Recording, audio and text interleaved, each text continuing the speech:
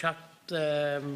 Richard Boyd Barrett, 56, 30 seconds. Sure, Minister. Before Christmas, a very significant number of taxi drivers approached me, extremely concerned about plans by parts of the taxi industry to introduce a taxi rideshare scheme, which they say could be a real problem, particularly in terms of safety in taxis, for taxi drivers, for passengers, and would massively disrupt the whole taxi business from the point of view of taxi drivers.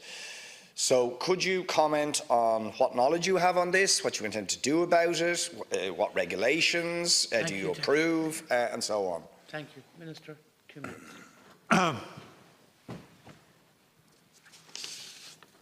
Thank you, Deputy Boyd Barrett, for your question. In Ireland, carrying passengers in a car for a payment is regulated under the Taxi Regulation Act 2013. That Act provides for regulating the small public service vehicle sector, which includes taxis, hackneys and limousine services, and is commonly referred to broadly as the taxi industry. Under the legislation, the regulation of SPSV business is carried out by the NTA. Ireland's regulatory regime is governed by recent modern legislation. It provides for licensing arrangements and industry standards, and it applies to vehicles, drivers, operators and the services that are provided for the travelling public. The Act requires the licensing of both the vehicles and the drivers who are involved in providing SPSV services, but it places no quantitative restriction on the number of licences that can be issued. The objectives of the regulatory framework are to protect the consumer and to help ensure safety.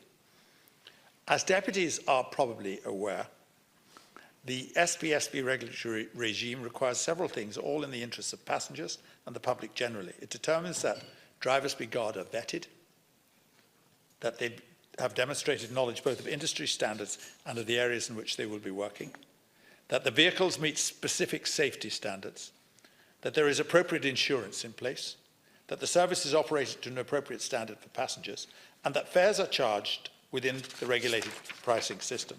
As I mentioned, the focus of the regulatory regime to protect the consumer and to help personal safety. These are vital objectives and must continue to be central to how the SPSV industry is operated and regulated. Within this context, there is also a need to evolve and be open to new technologies and innovation. In this regard, there is now widespread use of technology in the SPSV industry, and such innovations are of benefit to both consumers and operators. Thank you, Minister. The rest of the reply will be on the Dáil Éireann, and you can come back to it. Deputy, 1 minute. Minister, I'm all for proper regulation of the industry. Keep Uber out as far as I'm concerned for that reason, because you don't know who will be driving you, you don't know whether it's safe, you don't know whether it's a properly regulated taxi and so on. But that's not what I'm asking here. I'm asking about a proposal by my taxi to bring in a ride-share scheme. Now, don't get me wrong, if you're standing at a rank late at night and there's a big queue and you talk to somebody else in the queue and you say, listen, why don't we share a taxi? That's fine, right? But if you have a situation where these taxi apps set up a share scheme where you could have 3 or 4 people getting into the taxi at different locations who haven't met, getting into the same taxi, particularly at late at night, you can imagine what that potentially could be like, the problems that could arise. You don't know who's getting into the taxi with you. You don't know how much alcohol they have taken. You could imagine the scraps that could potentially develop over fares, what's the right division of the fare, and so on. And then you have a taxi driver trying to manage that situation.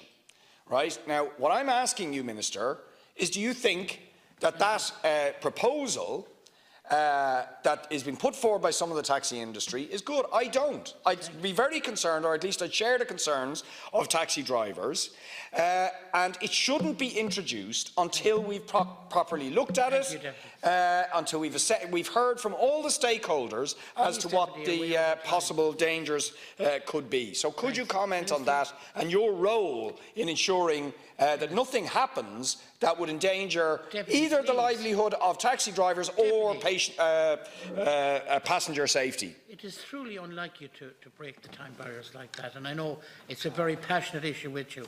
Minister. I think I made it quite clear in my opening remark to the Deputy, and I noticed he said keep Uber out. I think that was a throwaway remark because this isn't a reference to Uber this at all.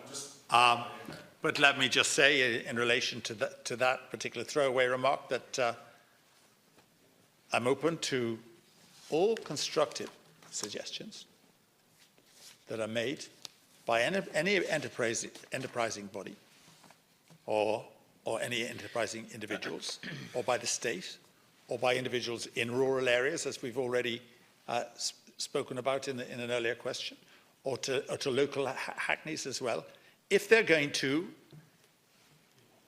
reduce social or rural isolation. That is something which we will do. But there are certain criteria which are really important. And the particular possible scenario which you referred to, of course, was quite alarming. I'm not prepared to entertain any enterprise which prejudices safety of people or individuals in any way at all. We must have a fully regulated taxi industry, which is safe, above all, which is safe. And the second issue, that it's got to be consumer friendly. Thank you. And competitive as well. And you can rest absolutely assured, Deputy, that if there is a danger of some sort of a body or a group emerging which threatens the safety of individuals who are customers, that it will not be looked upon favourably by my department or anybody else. Final minute. Well, I'm glad to hear that, Minister. I would look into it a bit further, and I think you should send out a clear signal that what would be a very, very dramatic change with potentially very negative consequences will not be allowed. And if anybody wants to propose something like that, it has to be thoroughly investigated, weighed up, and there needs to be proper public consultation. But broadly speaking, I would just say we shouldn't allow it, right? Because it will actually, it will devastate the livelihoods of taxi drivers, number one. But number two, it will very, very seriously prejudice the safety of passengers and could cause real chaos. I'm very sympathetic to our rural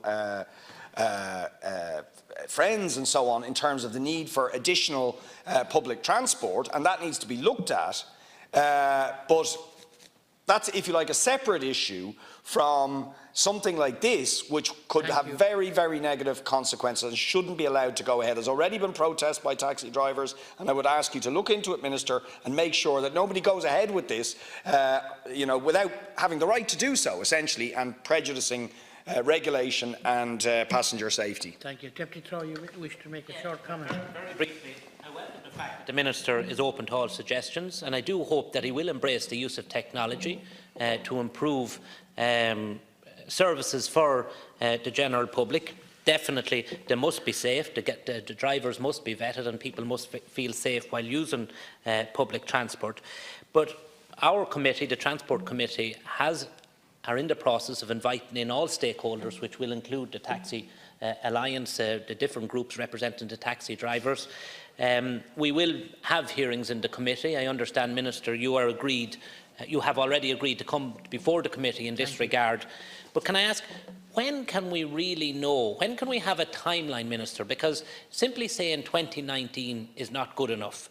We need to know when you will give a commitment that you can revert back to this House or to the Oireachtas Transport Committee with real firm proposals in terms of how we're going to address the deficiencies in terms of rural transport. Now, Minister, I've given the deadline 2019, and I'm not going to revise it, Deputy Troy, because it's a realistic one, and that's why I gave it. You may be demanding an earlier one. You asked me for one. I gave it to you. It's 2019. That's where it is. That's where it is, and that's where it stays, Deputy Troy. I'm sorry. without interruption. You're not going to bamboozle me into that. The issue of safety is paramount. It is absolutely paramount, and Deputy Boyd Barrett may recollect that I've made a pledge that on another issue, which is not dissimilar sometimes, the issue of rickshaws, which act as kind of quasi-taxis from time to time. That is something which has got to be regulated and abide by rules which make people safe, not just the passengers, but those whom they pass in the night. And no operation of that sort which doesn't abide by rules of safety and consumer protection will be tolerated. That is something which I reiterate here. That doesn't in any way prejudice my commitment to helping rural Ireland on the way to a more amenable, accessible and workable transport system, which helps them to have a particularly to have a better and more active social life. Thank you very much.